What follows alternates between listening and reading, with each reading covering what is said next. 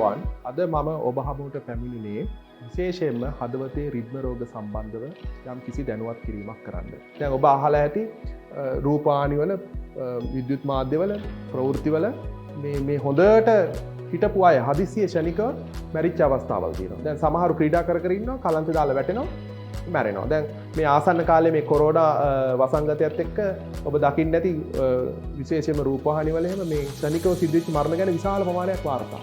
ගොඩක් වෙලාවට අපි ඒවා අධ්‍යයනය කරලා බැලුවොත් එහෙම ඒ රෝගියාට රෝග ලක්ෂණ මතුවෙලා රෝගියා වැටෙනවා. හැබැයි කවුරුත් එයාට ප්‍රතිකාරයක් කරන්න ඉදිරිපත් වෙන්නේ නැහැ. පළවෙනි කාරණේ රෝග සම්බන්ධව තියෙන අපේ නොදැනුවත් භාවය, දෙවෙනි එක බය සහ ඒ අවස්ථාවේදී කළ යුතු දේ මොකක්ද කියන එක ගැන අපේ තියෙන නොදැනුවත් භාවය. ඉතින් මේ ෂණික හෘද පුපුෂීය ප්‍රතිජීවනයේ කියන කුසලතාවයත් අපේ විශ්වාස කරනවා මහජනතාව හැටියට සියලු දෙනා මේ සම්බන්ධව දැනුවත් භාවයට පත් වෙන්න ඕනේ.